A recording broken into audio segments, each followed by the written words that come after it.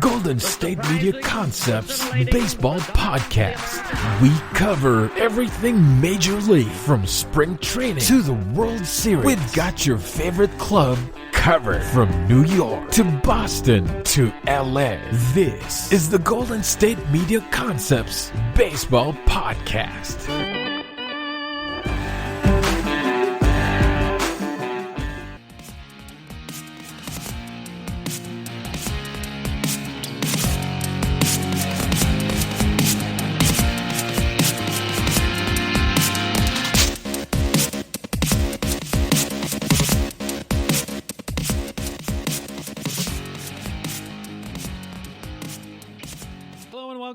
Another edition of the GSMC Baseball Podcast, brought to you by the GSMC Podcast Network. I'm your host, Kevin Mahalik. It is Thursday, April 22nd, and we have a fantastic show lined up for you guys here today.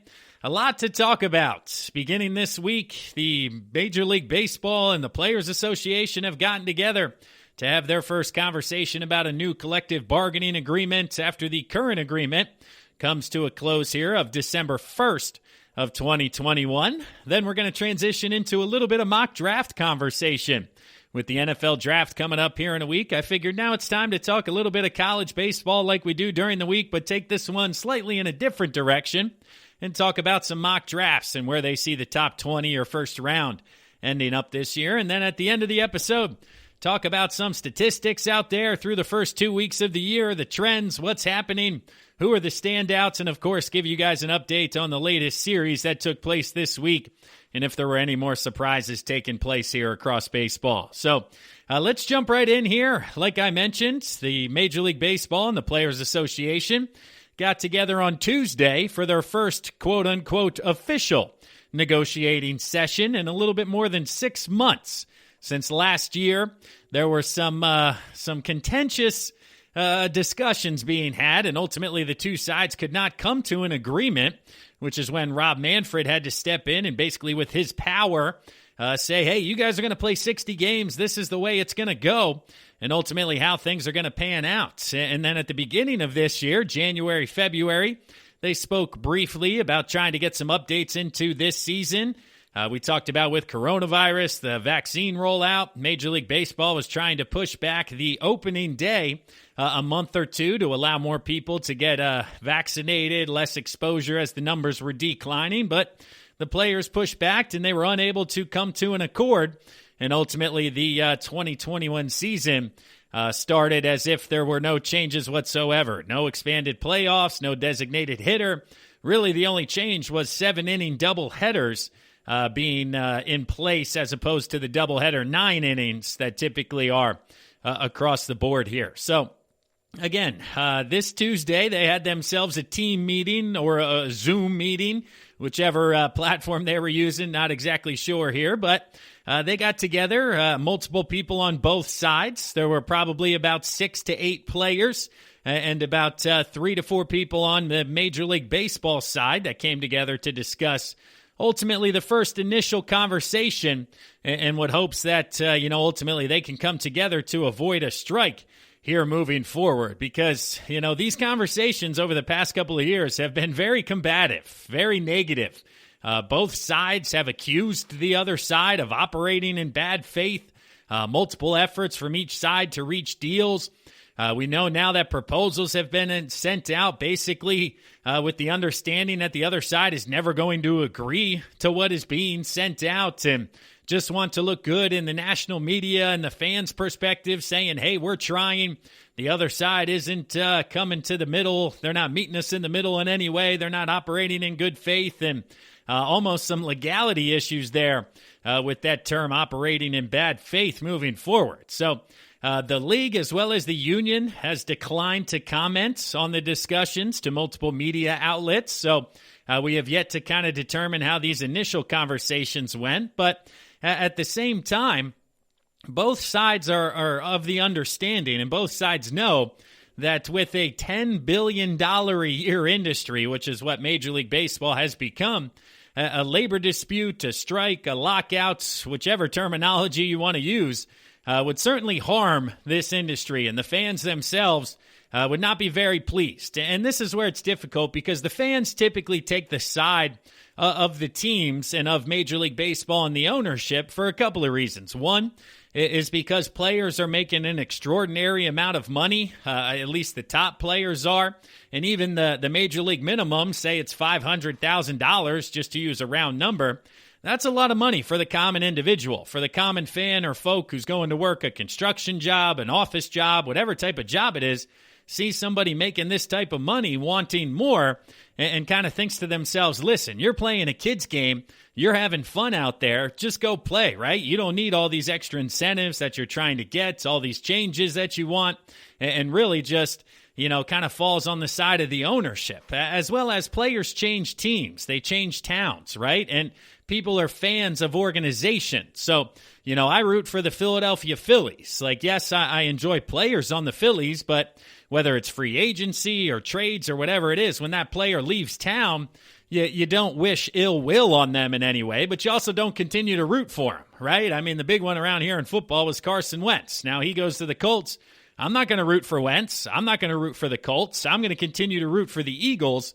So when you have a choice between the player and the ownership, you tend to fall more on the lines of the team who isn't leaving town and is always going to be there and who you're rooting for. So the players are well aware of this, and they know that they need to leverage whatever benefit they have or whatever they're going for and get that into the good faith, goodwill of the public to make sure that people don't turn on them and just say, hey, sign a crappy deal because I want baseball. And if you players are the reasons why I don't have baseball, I'm not going to root for you anymore. I'm rooting for the team. I just want to watch guys on the field. I don't really care who they are. So it's definitely a conundrum if you're a player, because if you're in it, you are a major league player, talking to some major league players, they certainly understand that they got the short end of the stick when it came to the last agreement. But again, how far are you willing to go before you strike or step aside and lose some of that fanfare or kind of that positive energy coming from everybody outside watching? So again, player leadership, ownership, they got together over video conference, dozens of people, so maybe 10 to 12 on each side as more and more details are becoming out here. The union itself, like I mentioned, they turned down expanded playoffs, designated hitters for this year because they know what their bargaining chips are, right? And some of those are kind of their meeting in the middle, right? So if we give you expanded playoffs, we give you a DH, we need to get something in return, and playing less games just for full pay was not as far as they were willing to go. So the players, their main reason of concern or what they're going to bat for is that player salaries have dropped for 3 consecutive seasons, and they are expected to drop here once again in 2021 due to coronavirus, economic issues, the pandemic, of course, owners not looking to pay as much money due to income and revenue being less for the 2020 season. So they're going to drop here for what it looks like the 4th consecutive year.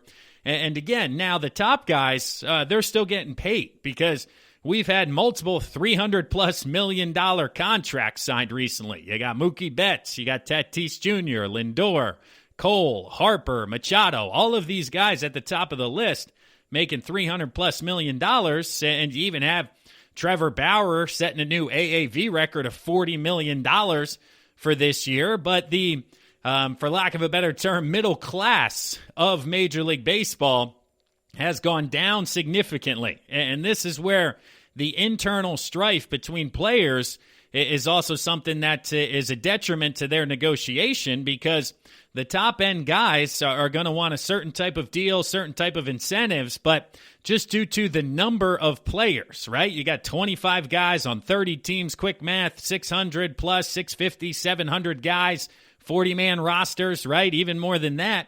Not all of these guys are going to want the same thing. Not all of these guys are going to be on the same page. So to get a majority vote for the players is much more difficult than those of ownership, of those who, 30 different owners are all in it financially, all having similar backgrounds and situations. They themselves are going to be on the similar page. So it is just kind of fascinating how it's much more difficult to get all the players to agree on something than it is potentially the ownership. So Rumors have it coming out that an overhaul of baseball's core economic system is highly unlikely. Of course, the last strike came in 1995, so a complete overhaul of the system isn't likely going to be taking place. It's going to be something along the lines more so of slight changes in regards to potentially how players are funneled money during their careers. And this is another avenue or aspect we've talked about where players are beginning to fight for early in their career to be able to make more money, because owners and teams basically control their players for the first 5 to 6 years of their career, right? This is when you're in arbitration. So for the first 2-3 years, you basically make big league minimum. You then become arbitration eligible for the next 3 years. And going back to JT Realmuto last year when he went to arbitration with the Phillies and ultimately was awarded, I think, just over $10 million, he then hits free agency, signs a 5-year, $110 million deal, makes $25+ million. His salary more than doubled once he was able to hit free agency. But based on precedent and past arbitration cases and an increase in salary year over year, he went from $6 million to over $10 million. Now, he's basically the same player this year that he was last year, but just due to service time and control from the ownership level, the Phillies only had to pay him $10 million last year, as opposed to when he finally hits free agency, that number can then jump up to $25-30 million. And we're seeing this with a lot of young guys who have become stars earlier in their career, changing the system here, basically trending the buck, right? I mean, you got Acuna Jr., you got Juan Soto, you got all these guys signing these deals for $100 million for 5 or 6 years, and they're buying out all these arbitration-eligible years because they are, in fact, getting guaranteed money and more money than if they were to go year to year. But at this time, if Acuna Jr. hit free agency, that guy would make $350 million. And the Padres did a little bit of this with Tatis. They bought out a couple of years of arbitration eligibility and before ultimately getting to free agency. But again, those first 5 years, players aren't making their market value when it comes to their money. And then the first couple of years, the first year when they finally make the big leagues, we have service time manipulation, where this was a huge deal with the Seattle Mariners earlier this offseason. We had the owner come out, who's since been relieved, or the GM, whatever it was, president, CEO, coming out saying, yeah, this guy's not going to be up until the second week of May because we don't want to start his service time. So that particular date in April or May, whether it was 2 weeks into the season, allows you to gain an extra year of control and therefore not have to pay a player or have the possibility of losing this player to free agency until an extra year. We saw this with Chris Bryant now 6 years ago, as he's finally going to hit free agency after this year. And his value now, this offseason, as he's hitting free agency, is less than what it was 2 to 3 years ago. He was coming off an MVP season. The Cubs were winning a World Series title. Chris Bryant was going to make a lot of money on the open market if he was going to hit free agency a handful of years ago. And now that production has slightly declined. The Cubs as a team have slightly declined. He's not going to make anywhere near the amount of money that he could have if the rules or regulations were set up different, where you could become a free agent after 3 years, after 4 years. And this is a much different chip for the players that they are going after, as opposed to giving the owners expanded playoffs, right? A larger playoff field than the 10 teams that it is up to from 8. You know, last year it was 12. Now it is 10. Maybe it'll go to 14, like the National Football League just went up from 12 to 14. Maybe baseball follows suit because they are currently the smallest playoff operation among the 4 major league sports, right? In basketball and hockey, you have 16 teams. Football just went up to 14 teams. In baseball, you still have 10 teams. And the conversation amongst fans is this makes the regular season much more important because the playoffs are a bit of a tighter crowd, and we don't want to devalue the regular season by expanding the postseason and letting teams in that are 500, under 500. We had the Astros make it at under 500. We had another team at under 500 make it this year. So where is that balance with quality baseball as well as those teams making the postseason, and not just opening it to the point where teams who aren't very good make the postseason because 16 out of 30, over half the teams, are playing playoff baseball. Would you still watch the regular season with that as, with as much importance if you knew a team only had to be 500? Would teams spend as much knowing that if they are 500, they can still make the postseason and get part of that postseason revenue, right? So it is a tricky balance. I understand how they're going back and forth. You also have the designated hitter, the extra inning rule stuck around this year. That was another one, a runner on second base to start extra innings. So there was a lot that needs to get figured out here between revenue distribution, spending when it comes to teams because they want more teams to spend more in order to try to make the playoffs. And that's the catch-22, right? Because if the players are bigger, maybe those bubble teams slightly under 500 spend more because they know they only have to get to 500 to make the postseason. Or is it the teams that are slightly above 500 won't spend as much because they know they're already in postseason position, basically, without spending more money. So this is going to be a long conversation. There's going to be plenty of back and forth. But with December getting here sooner than later, obviously with the season taking place as well, there's a lot to figure out for the players and the owners. And for two parties that don't really like each other, I think these are going to be long and difficult conversations. But as a fan, I sure hope we get it figured out, because I don't know if I could go through another strike or delay. I know last year was based on the pandemic, but if we don't have baseball next year, that's certainly going to hurt a sport to which the general popularity seems to be declining already when it comes to fanfare across the country. So it'll be fascinating to see which direction we go, but it is good to hear that they're already starting these conversations. So that does it here for the first segment of the GSMC Baseball Podcast, brought to you by the GSMC Podcast Network. I'm Kevin Mahalik. We'll step aside here for a word from one of our sponsors and one of our sister shows, but when we come back, let's talk some mock draft. Let's talk some prospects. Stick around, everyone. We'll be right back. This is your ultimate stop for everything sports. The Golden State Media Concepts Sports Podcast. Should I say more? From the NFL, MLB, the NBA, to MMA, it's all in here. The Golden State Media Concepts Sports Podcast. Listen now.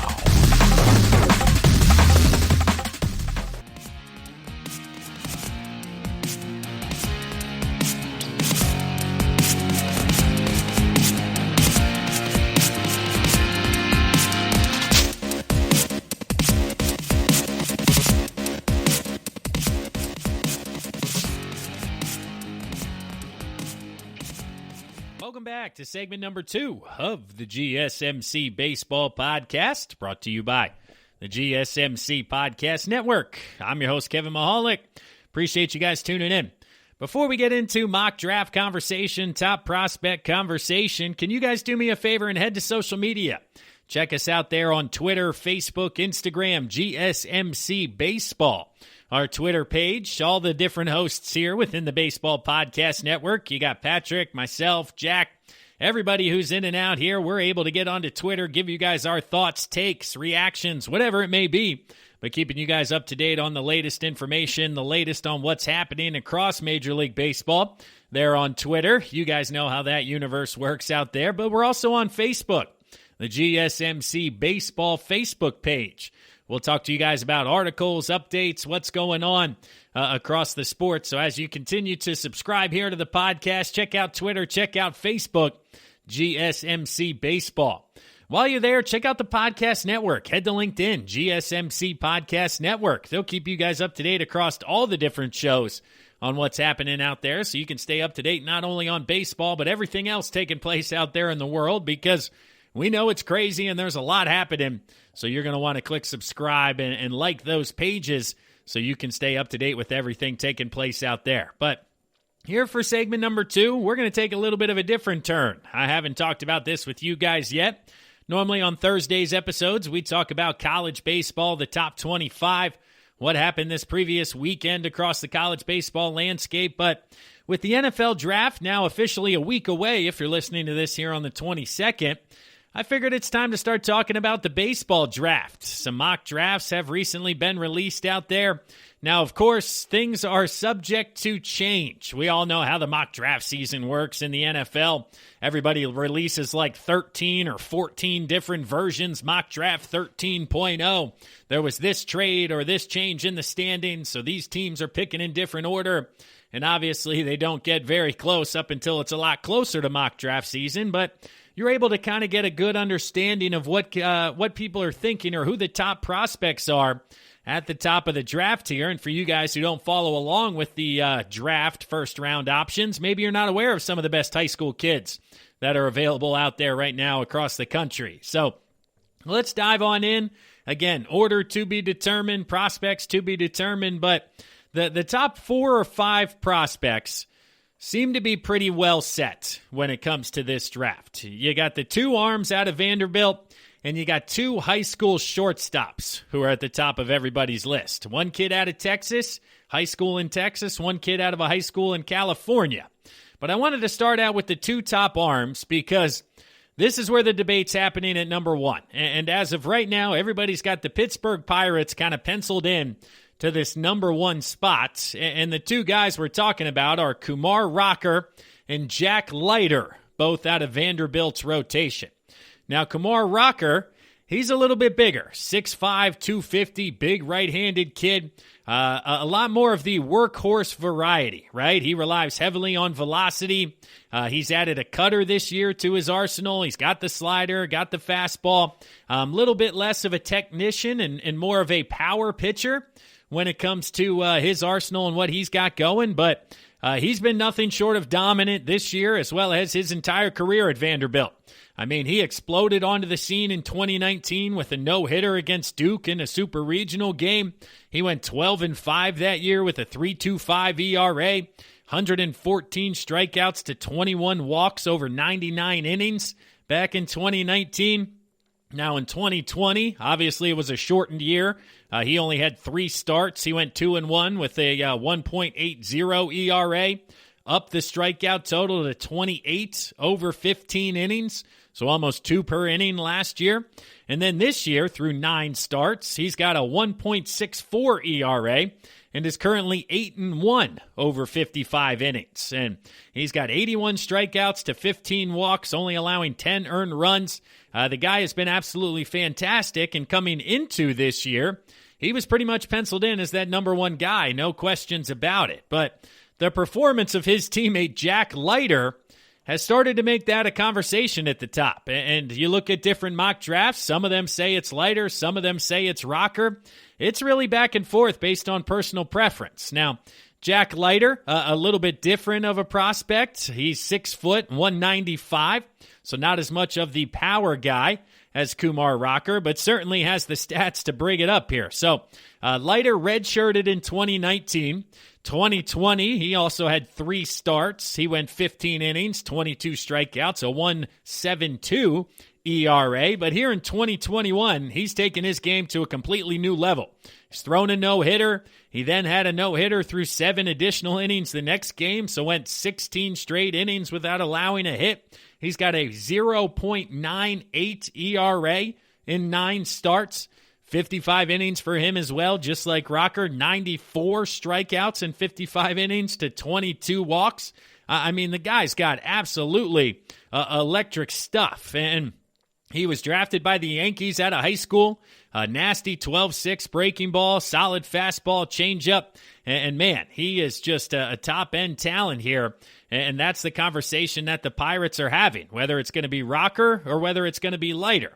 And then the next couple of picks get interesting, right? Because everybody right now is penciling the Rangers into number 2 and the Tigers into that number 3 spot. And the conversation is, do the Rangers at number 2 take whoever the Pirates don't take with that arm, or do they take one of these shortstops and kind of fill that hole that they have down there in Texas in the future? Well, according to some mock draft experts, they have them taking the local kid out of Texas at the shortstop position. His name is Jordan Lawler, Lawler.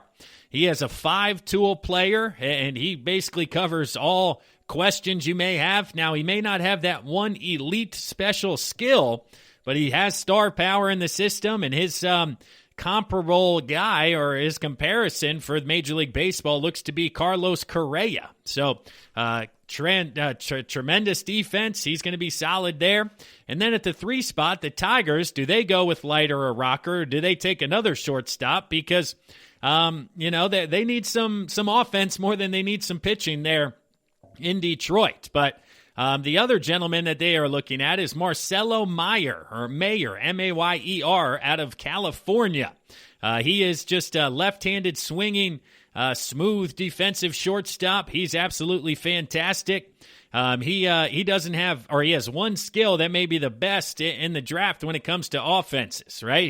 He's tall, he's lean, he's got some power to him.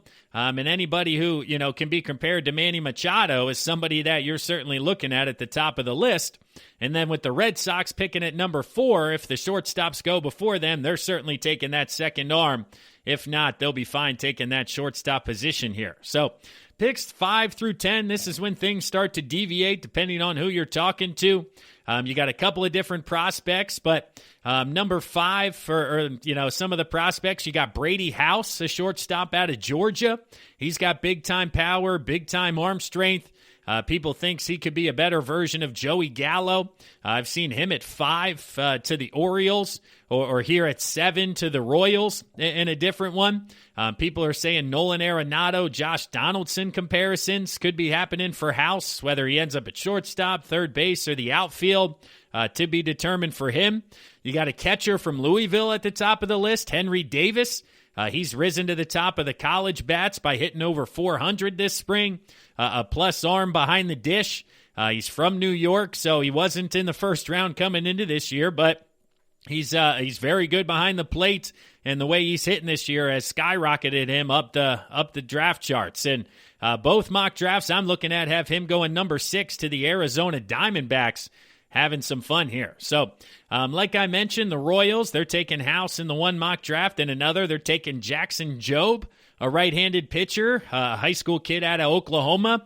Now, when you take a high school kid this high, they do come with a lot of risk because if you break it down, college offense, college arm, high school offense, high school arm, high school arms are the ones that tend to pan out the least out of any of those 4. Those are the guys that have a lot of injury problems as they're still growing, they're still developing. So it's going to be fascinating to see if somebody ends up going this high. But he would be the first high school arm off the board here in this draft. And if I'm looking at this other draft, looking at a high school arm to come off the board, you got to keep scrolling down. Like I mentioned, at number 18, they're talking about Andrew Painter out of Florida to the Cardinals.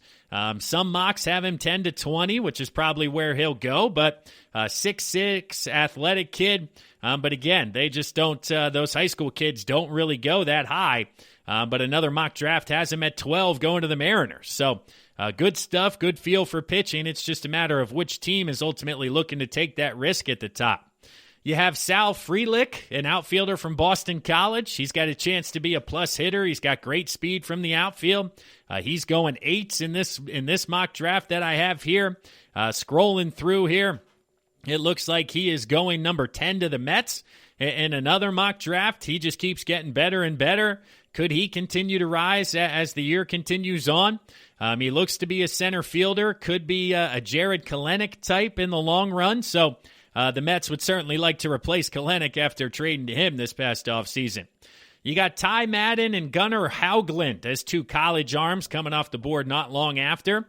Madden out of Texas. He's got great stuff. He throws strikes. He's a big boy. You got Hoagland out of Mississippi. 6'4" frame. Everything's starting to look better as he continues this year.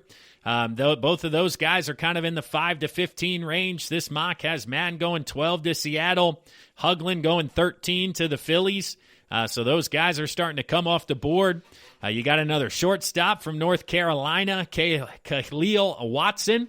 He's only 5'9", 178, but, people think he's going to continue to grow. He's going, let's see here, 10 in this draft and 14 in another one to the Giants. People say he plays bigger than his frame, but again, small kid. Maybe he drops just due to some size. You got Andrew Painter we talked about. Colton Cowser, an outfielder from Sam Houston. One of the best hitters there down at Sam Houston. Looks like 13 to the Phillies. In this mock draft, a guy out of Sam Houston going that high certainly isn't an everyday conversation, but depending on which way they want to go, as I don't see even him in the first round in this other mock draft. So this is where you start to get into kind of that which scout likes which guy conversation before ultimately making a choice. But you got Matt McClain, a shortstop out of UCLA. One mock draft, I saw him in the top 5, and another one, they have him here at 16. So a bit of a difference there. This mock draft saying he's Ian Kinsler with more pop. He's been impressive at UCLA. The Red Sox need an infield bat in the top 5. Could be a replacement for Dustin Pedroia. And then here at 16 for the Marlins, they're saying he started this year slow, too many strikeouts, but he has turned it around with a nice 10-game hitting streak here lately. You have Adrian Del Castillo, a catcher out of Miami. His numbers are down a little bit this year, but, good offensive catcher, nice power, nice patience, takes his walks. Now, will he be a catcher, or will they move him from that position? To be determined based on where he gets drafted moving forward. Looking in this second draft here, they have him going 9 to the LA Angels. His defense, again, being a question, but more of a Victor Martinez style of prospect, which, of course, who wouldn't want to add that here moving forward? And then a couple of other high school kids as you start to get lower down in the draft. Jordan Wicks, he's out of Kansas State, but then you have Benny Montgomery, an outfielder out of Lewisberry, Pennsylvania. Huge tools. He's got upside, raw power. You got Harry Ford, a catcher out of high school in Georgia. Ran a 6'4", 60 from behind the dish, which is excellent. You got Joe Mack, a catcher out of New York, potentially being a top 20 prospect. And, those kids are hard to kind of quantify. Ultimately, how are they going to develop? What are we looking for? There's Colton Cowser out of Sam Houston in this draft, number 11. I'm sorry, Colton. I missed you there as I was scrolling before. But getting down to the bottom of the draft, Eason Wilson, an outfielder out of South Alabama, continues to climb up. James Woods, an outfielder out of IMG Academy. Benny Montgomery, a high school outfielder out of Pennsylvania. Comparisons to Hunter Pence and Jason Worth. For that gentleman, you got Alex Benalas, a third baseman from Louisville. One of the few third basemen that we've seen here at the top of the draft. Joe Mack, we mentioned at 22 in this draft, so he seems to be a consensus first-rounder. Alex Mooney, a shortstop out of Michigan, going at the bottom end of the first round here. Mason Piello, a right-handed pitcher from Boston College. And then you got Chase Petty, a right-handed pitcher out of New Jersey, at the bottom of the list here. So it really is interesting to see the draft, because at the top end, you get the college arms. You get the guys who are established, a bit more mature, really having that success. Then you look at the shortstop position. You get those athletes from high school, from college, who can move. Are they shortstop, center fielder? Can you move them all around? And then when you get to the bottom end of the first round and into the second round, that's when teams will take a much bigger risk. Go high school arm, go high school offense with upside, lanky outfielders who will develop and mature. And ultimately, again, which scouts think guys are going to continue to develop and grow is where you get down there at the bottom of the list. But at the top 5, you got Leiter, you got Rocker, you got the 2 high school shortstops, and depending on which teams pick 1 through 4, those are the guys that may determine ultimately those decisions and which direction they go here. But that was your 2021 draft conversation. We'll talk about it more in the next couple of months as we get closer to that June draft date. But just wanted to give you guys some information there so you can keep an eye out as you're reading online about the next wave of baseball guys. So that does it here for segment number 2 of the GSMC Baseball Podcast, brought to you by the GSMC Podcast Network. I'm your host, Kevin Mahalik. We'll step aside again here for a word from one of our sponsors and one of our sister shows, but when we come back, we're going to get into some statistics, some trends that are taking place across Major League Baseball. Stick around, everyone. We'll be right back. Tired of searching the vast jungle of podcasts? Now listen close and hear this out. There's a podcast network that covers just about everything that you've been searching. Hey! The Golden State Media Concepts Podcast Network is here. Nothing less than a podcast bliss with endless hours of podcast coverage. From news, sports, music, fashion, cooking, entertainment, fantasy, football, and so much more. So stop lurking around and go straight out to the Golden State Media Concepts Podcast Network. Guaranteed to fill that podcast itch. Whatever it may be. Visit us at www.gsmcpodcast.com. Follow us on Facebook and Twitter, and download us on iTunes, SoundCloud, and Google Play.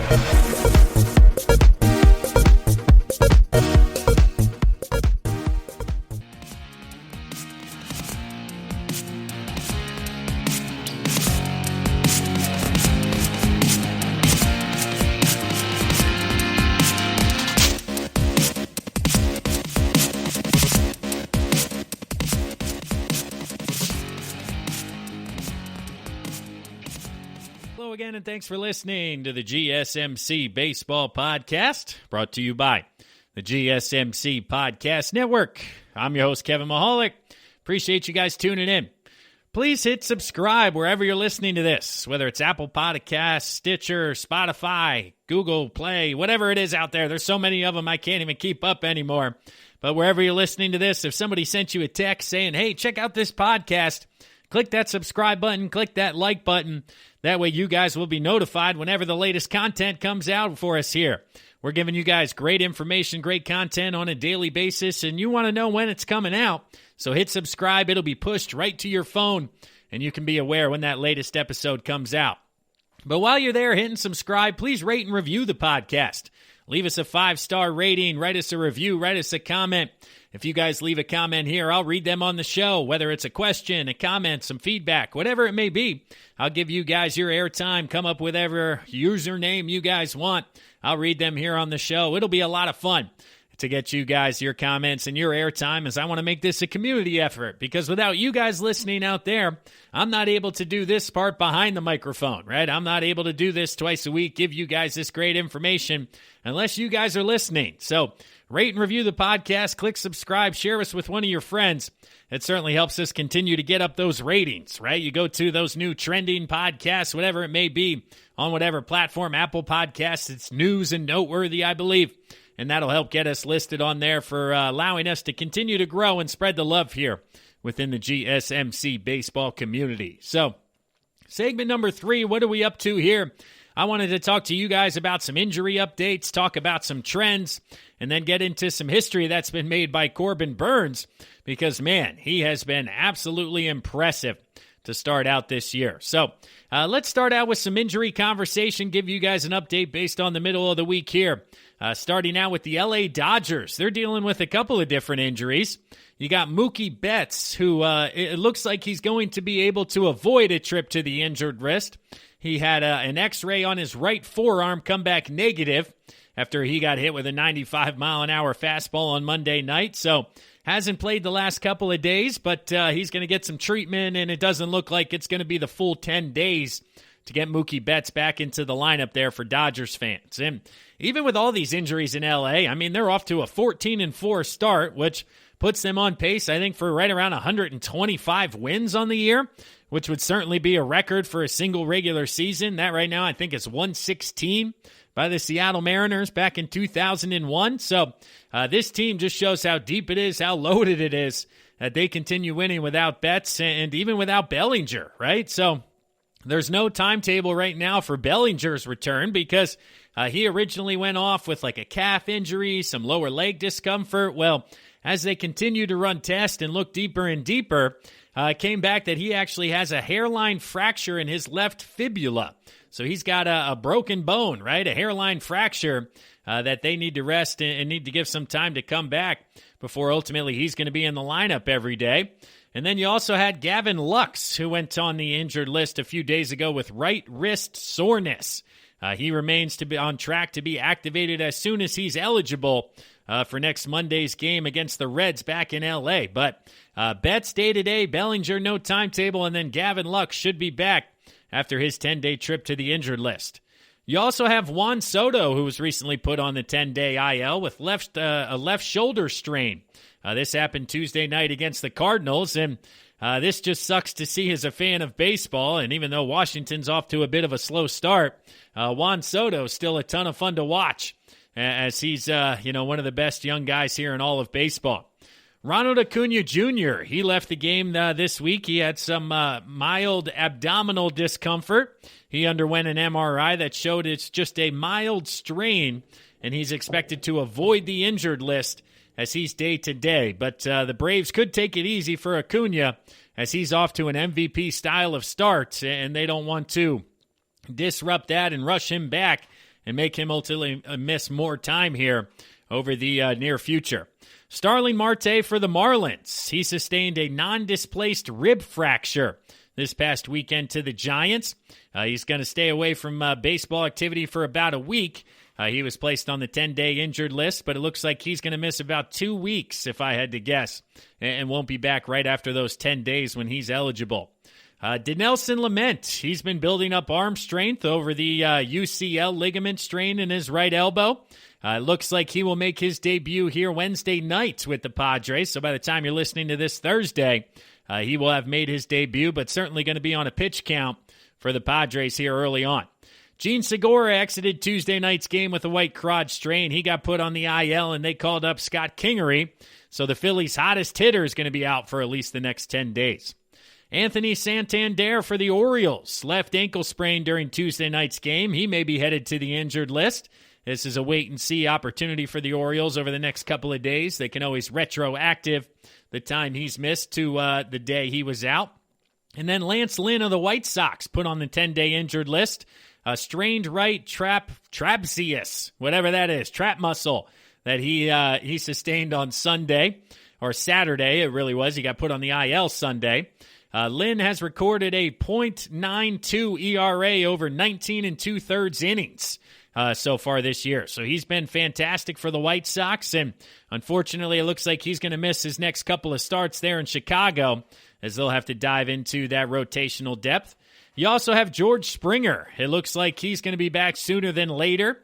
He's continuing to rehab from an oblique strain. Then he strained a quad muscle. So he's hoping to be back sooner than later there for the Blue Jays. And then Ke'Bryan Hayes, their GM, said on the radio a few days ago, it looks like he'll be back by the end of this week, if not the weekend, and ultimately coming back from that left wrist injury he sustained April 3rd against the Cubbies. But a lot of injuries taking place out there, but some guys trending in the right direction there at the end of the list, which is good to finally hear.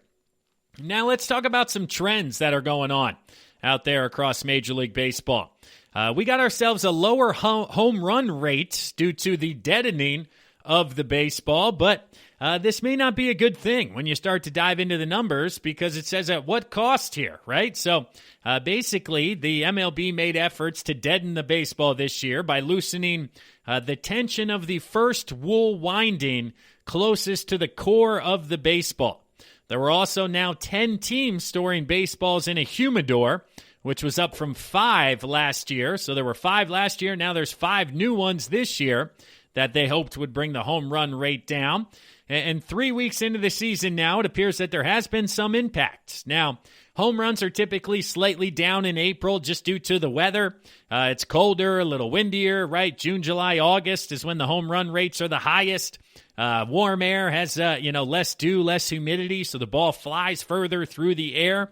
But again, kind of looking at the rates themselves, it's going to be interesting to see where we're at here, right? So based on the home run rates over balls in play, so BIP, we are at 4.8% here in 2021, down from 5.3 in 2019. So 5.3 went up to 5.5 last year. This year we're at 4.8, and it'll be interesting to see how much that increases. Now, there is a flip side to this that could be the problem. One, I think the pitching is better than it's ever been across the board in baseball. I mean, there's more guys throwing 95, 100 miles an hour now than there ever has been in the history of baseball. That cannot be argued, and we're going to get into one of those guys here at the end of this segment to discuss Corbin Burns' historical start, where he set a couple of records here over the past couple of days. But it goes to show with the strikeout rate and the contact rate across baseball. So home runs are down, but overall, the contact rate for baseball is down, and the strikeout rates continue to decline. Now, is this because guys are swinging for the fence? Is this due to the new uppercut style of swing across baseball that's being taught? I think it's a combination of all the above, right? But looking at the past 5 years when it comes to contact rates, now removing 2020, just because, again, we're looking at April numbers compared to the rest of the regular season, and we did not have April baseball last year, but in 2016, the contact rate, 77.9, 2017, 77.5, 18, 76.6, 19, 75.8, and 2021, 75 even. And the strikeout rate, 21.3, 21.6, 22.7, 23.3, all the way up to 24.6% this year of strikeouts, right? And then these numbers, they stay about even throughout the regular season. I mean, the strikeouts 22.7 to 22.3, 23.3 to 23 even. So, they're within a half a percentage point on where we see this season ultimately finishing up. And is this due to the new baseballs or the swings? And you ask some of the pitchers, and they say that the ball itself may have something to do with this because, Padres starter Blake Snell has come out and said that he notices the laces are definitely thicker in the new baseball, which is allowing for him to dig his fingers and fingernails in more easily and be able to throw his breaking balls with more spin. And more spin on the baseball means more movement on the baseball. And he isn't the only one who's talked about it. Yankees ace Garrett Cole said, going through 4 or 5 boxes of balls, I would just say that I've noticed they're consistent. I'm not seeing as much inconsistency as the seams we had. We were seeing seams that were pulled apart before, or maybe even a deviation in the horseshoe like a wiggle. I know now how many I'd have to go through to find something I liked before. I haven't come across that this year, which is new. So the seams are a bit higher, and there's a bit more regulation when it comes to the seams, and this is allowing pitchers to manipulate the baseball even more this year. Now, the minor league ball typically has higher seams. The major league ball had lower seams, which again, spin rate, getting your fingernails in, you spin the baseball a bit more, it's going to break more, which allows to more movement and hitters struggling to put the ball in play at a much bigger rate. So the ball isn't going as far. The seams are a bit higher. Pitchers are throwing harder than ever. The ball's moving more than ever. And all of this combines to a percentage of contact as low as we've seen it across the history of baseball here before. It's just a fascinating combination leading to an uptick in strikeouts. But one guy in particular I wanted to discuss, Corbin Burns of the Milwaukee Brewers. I talked about how he could be an outside-of-the-box top starter. Well, he leads the major leagues with a .37 earned run average. He also leads the National League with 40 strikeouts. But the record he's made is because he has yet to walk a batter. And in the history of baseball, according to the Elias Sports Bureau, which dates back to 1893, when the mound got moved to 60 feet 6 inches, this is a record for strikeouts by a starter to start the season without issuing a walk. The previous record holder was Adam Wainwright, who whiffed 35 guys back in 2013 without issuing a walk. But Burns is the first guy to get to 40. He's also the first pitcher to have 40 strikeouts and no walks in a stretch of 4 games at any point in a season. So not just to start the season, but any time during the regular season. Nobody's ever struck out 40 guys without walking a batter.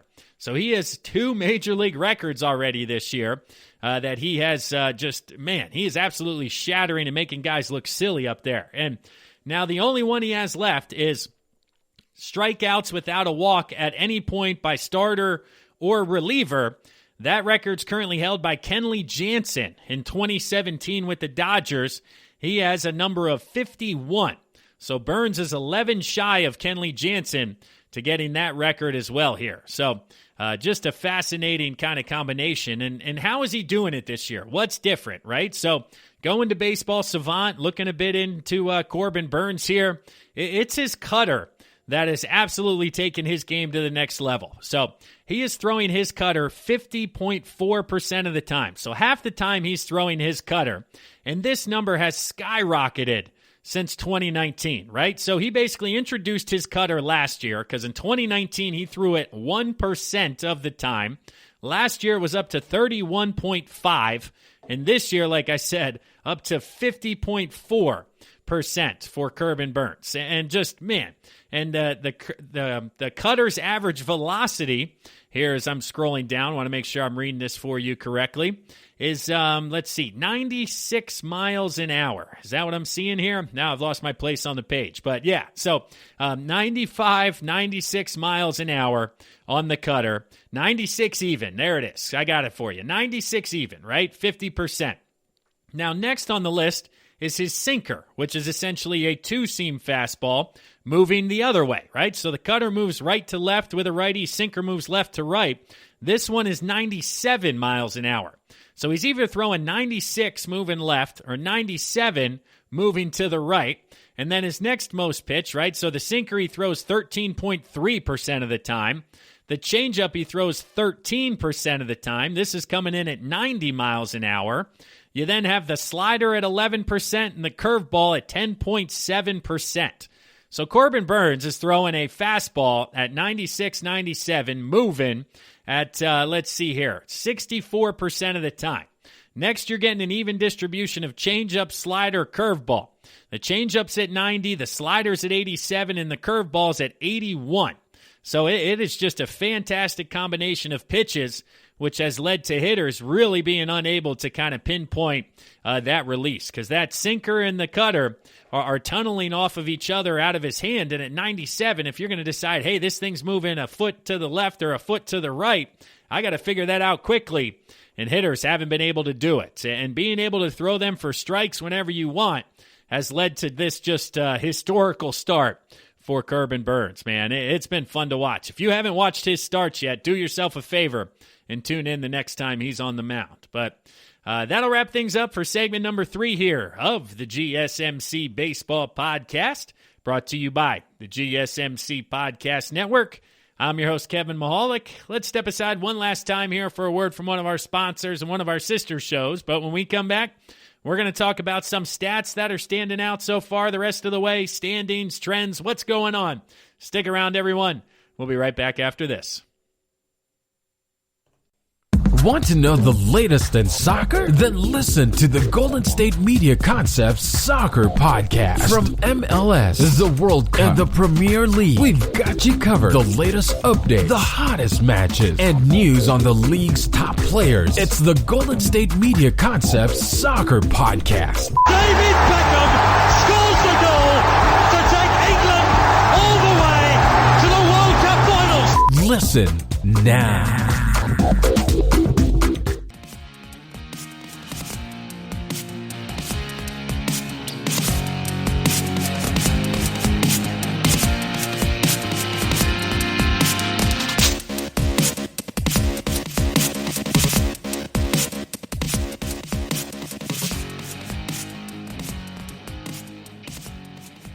To the fourth and final segment of the GSMC Baseball Podcast, brought to you by the GSMC Podcast Network. I'm your host, Kevin Mahalik. Thanks for tuning in, everyone.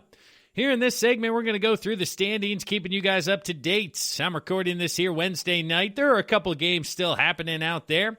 Braves are wrapping up with the Yankees, Diamondbacks, Reds, Blue Jays, Red Sox, Mets, Cubs, and Rays and Royals still going on here on Getaway Day. A lot of other teams played a day game today, so most of these standings are up to date. There are a few games yet to be determined here, but starting out in the American League East, and then we're going to kind of go over a slight takeaway for each team thus far, ultimately through the first couple of weeks here. But the Red Sox continue to be in first place at 12-6. They're facing off right now against the Blue Jays, currently losing in the 6th inning, but still in first place, 7-3 in their last 10.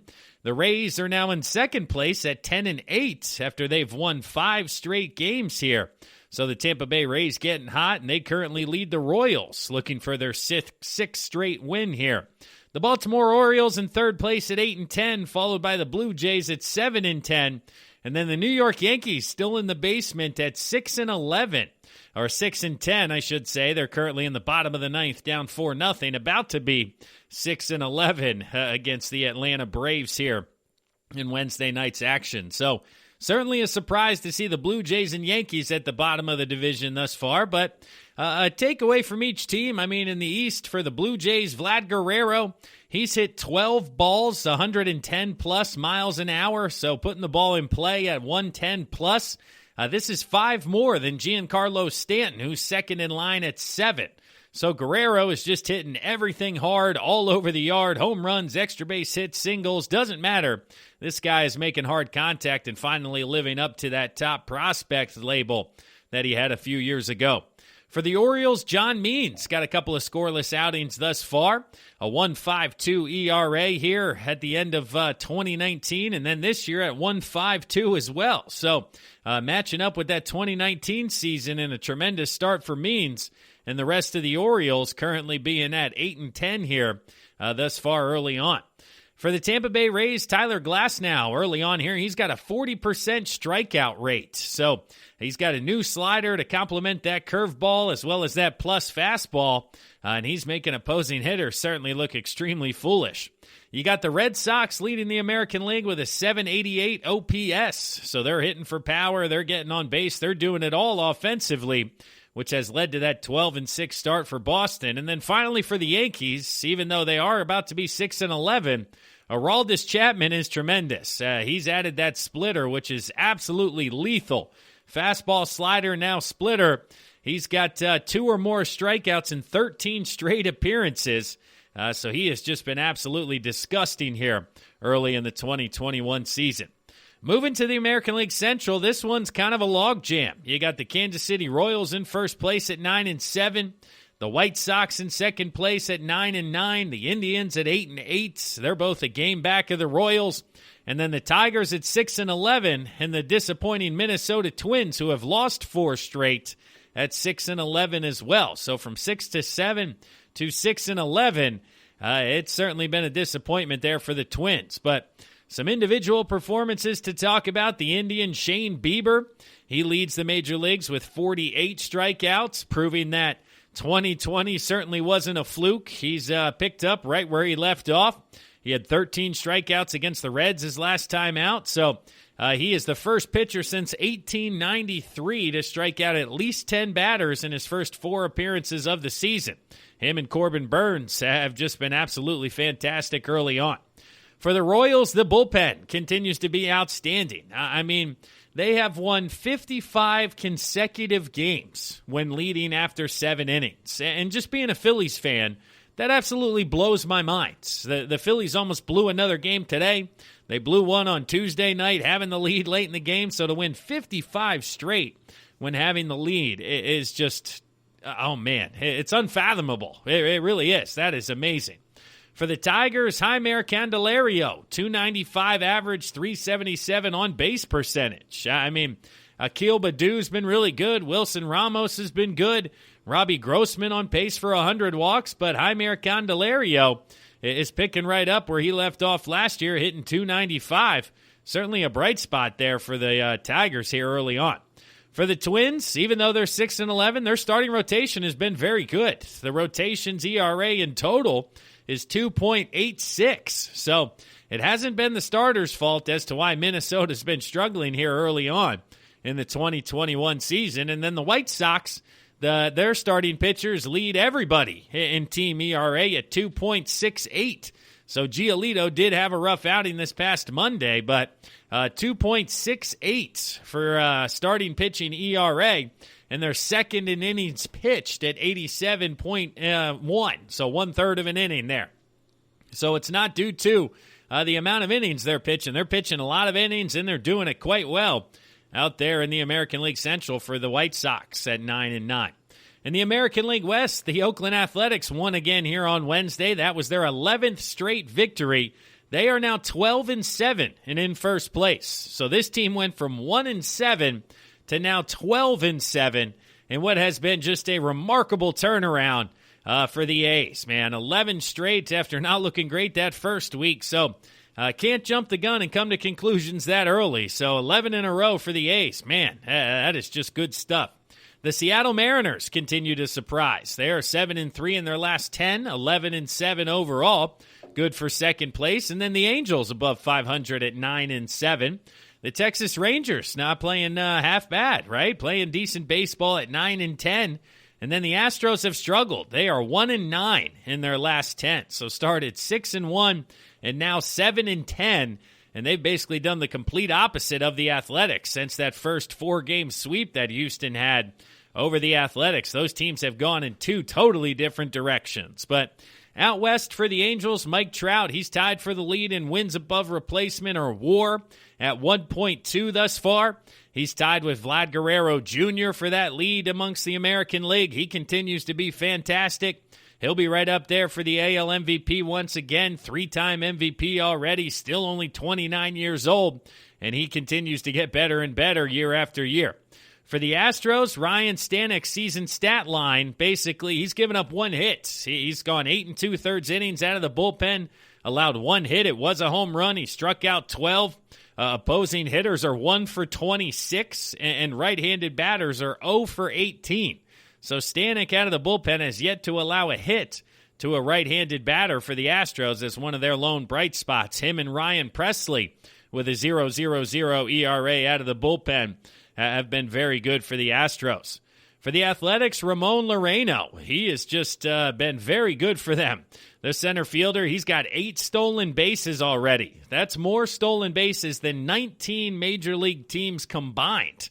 So Laureano's just taking bags. He's running wild out there in Oakland. He's looking to become the first Oakland A's guy to lead the league in steals since Ricky Henderson. I mean, Henderson had 130 back in 1982. So he's got a lot to go to get to that record, but he's been fantastic early on. The Mariners' 1-2 punch of Haniger and France, Mitch Haniger and Ty France, have been very good through 15 games. Their OPS is 988 and 925 at 1-2 in the lineup. So they're driving that bus out there, and Seattle's been very good thus far.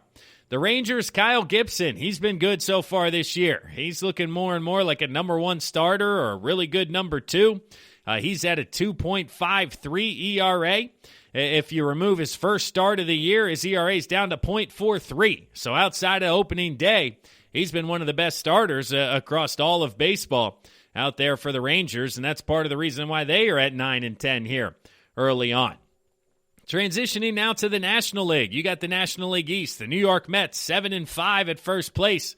The Phillies at 9-9 in second place. The Miami Marlins currently 8-9, a game and a half out.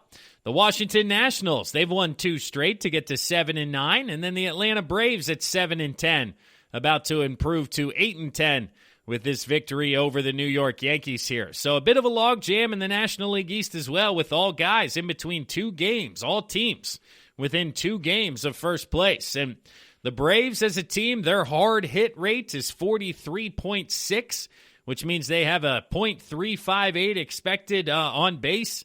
It is just, man, very good. A lot of those guys hitting the ball hard. Freeman's at the top. Acuna's at the top. That offense starting to come around in Atlanta, which is why they're starting to win games. The Marlins, they have team 2-hit outings. So it is just 2-out hitting. Excuse me. Man, I can't read my notes here. So 2-out hitting. The Marlins have scored 122 of their 263 runs with 2 outs. That's just under 47%. That's the highest percent in the majors. So 2 outs with these guys doesn't mean you're getting out of the inning unscathed. They've come up with some big timely hits here early on to get to that 8-9 record. For the Mets, I mean, it's Jacob deGrom. What more can we say about this guy? He's averaging over 15 strikeouts per 9 innings. We talked about how he struck out 9 in a row his last start. He's throwing 100 miles an hour. He's just the best of the best when it comes to pitching right now in Major League Baseball. The Nationals, Juan Soto, he's been very good until he went onto the injured list recently. He's got hard contact with 28.2% of his swings. That means you hit the ball more than 95 miles an hour. He only trails Manny Machado in that category. He's slightly above Acuna and Aaron Judge in the top 5. So Soto, when he hits the ball hard, man. He just makes hard contact. Bryce Harper's continuing to improve. He's got a 994 OPS after Wednesday's game. I think that's over 1,000 with another home run for Harper. So he's starting to swing a hot bat, and the Phillies are going to need it because a lot of other guys are really struggling offensively. McCutcheon struggling, Rhys Hoskins struggling. So Harper carrying the load there offensively for the Phillies in the NL East. For the NL Central, you got your first place Milwaukee Brewers at 11-7. The Cincinnati Reds are 9-7, game behind them. The Cardinals and Pirates both at 8-10, and then the Cubs at 7-9, pending a possible victory here on Wednesday night. So all guys within three games of first place. So the Central still very tight. But the Brewers' starting rotation has been excellent. They have a 29% strikeout rate. Of course, we know what Burns has done. Peralta's been very good. Woodruff has been very good. So the starting rotation, certainly the reason for the success of the Brewers. You got the Cardinals, Nolan Arenado. He's performed admirably well here in 2021, hitting .291 through his first 14 games, a 152 OPS plus. He continues to mash, and it certainly doesn't look like Coors Field was the reason for his success offensively in the past. And good for Arenado. For the Cubs, Chris Bryant, he's been good. He's 66% above Major League average offensively based on WRC. So he's been very good. He's attacking the first pitch, swinging at about 40% of them right now, and he's getting after it. So Bryant looks to be bouncing back and could become a huge trade piece at the July trade deadline. For the Pirates, Brian Reynolds, he's hitting over 300 once again. He struggled last year hitting 198, but he's bounced back. His 342 average over his last 8 games up this season averaged to 317, back to where people anticipated it coming into this year. And then the Reds, they've scored 91 runs as a team. That is tops in baseball, coming off one of the worst offensive seasons. They got 70 runs at home. That's the most by a lot over Major League Baseball. And their 6.9% barrel rate per plate appearance is tops in baseball as well. So that offense in Cincinnati turning things around after a tough 2020. And then finally out west, the Dodgers at 14-4. Like I said, on pace to possibly break the all-time wins record. You got the Giants in second place at 11-7. The Padres hit 500 here at 10-10, but they are 3-7 over their last 10 games. The Diamondbacks at 7-10 and the Rockies at 6-12 to round out the National League West. Carson Kelly for the Diamondbacks has been very good. He looks like the catcher of the future for Arizona. He struggled in 2020, but he's made some adjustments coming back here, having a solid 2021. He's got a 22% walk rate. He's got a chase rate of 18.9. So his plate discipline has certainly been a big reason as to why he's been able to turn things around. The Dodgers, their pitching staff is just dominating. They got the second best ERA in the majors as a team at 2.79. We all know about the rotation, but the bullpen with Trinan, Jansen, Nebel, Gonzalez, Gratterall, just as good as the rotation. So it looks like this start, they may be able to carry that out for the rest of the year. For the Giants, Kevin Gausman, he's been excellent. He has not allowed a hit on his splitter yet here in 2021. He's got a mid-90s fastball, but that splitter or changeup, it's got a 51.1 whiff rate percentage. So half the time he throws it, it's a swing and a miss. And, he's thrown 79 splitters already this year in just a couple of starts and hasn't allowed a hit yet. So Gausman only allowed .097 as a batting average on his splitter in 2020, and he's riding that wave here thus far. For the Padres, they got a 2.44 team ERA, so tops in the majors, just ahead of the Dodgers, like we said, at 2.79. And unfortunately, I talked about last segment, Dinelson Lamet coming back, but he made his first appearance here Wednesday night and was pulled after 2 innings with forearm tightness. Honestly, I think it's going to be the elbow. I think it's going to be Tommy John. It didn't look good. He was kind of holding it in that sling formation, which meant certainly a really good amount of discomfort for him. And unfortunately, I'm thinking Tommy John, but I hope I'm wrong here moving forward. And then the Rockies, Ryan McMahon, 6 home runs, 21 fly balls, and only 12 strikeouts. So that guy has been fantastic. He struck out a ton last year, but he's only struck out a little bit this year with 6 home runs. he's certainly turned things around and been a bright spot. So certainly some surprises across Major League Baseball. Some of the standard guys we've seen, the Dodgers at 14-4 at the top of the list, certainly look like the best team in baseball. But who knows? Who's going to be able to catch them? Can the Mariners keep it up? Do the A's stay hot? There's a lot to look forward to here over the next couple of days heading into the weekend. But that does it for today's episode of the GSMC Baseball Podcast. Appreciate you guys listening. I'll ask you one more time before I let you get out of here. Check us out on social media. Please rate and review the podcast. Click subscribe. Be a friend. Tell a friend, to quote my man Pat McAfee. Help us continue to grow. Spread the love here with the best baseball podcast available out there. So I'm your host, Kevin Mahalik. Appreciate each and every one of you guys listening here today. Enjoy your weekend, everyone, and I'll talk to you again on Monday. You've been listening to the Golden State Media Concepts Baseball Podcast, part of the Golden State Media Concepts Podcast Network. You can find this show and others like it at www.gsmcpodcast.com. Download our podcast on iTunes, Stitcher, SoundCloud, and Google Play. Just type in GSMC to find all the shows from the Golden State Media Concepts Podcast Network, from movies to music, from sports to entertainment, and even weird news. You can also follow us on Twitter and on Facebook. Thank you, and we hope you have enjoyed today's program.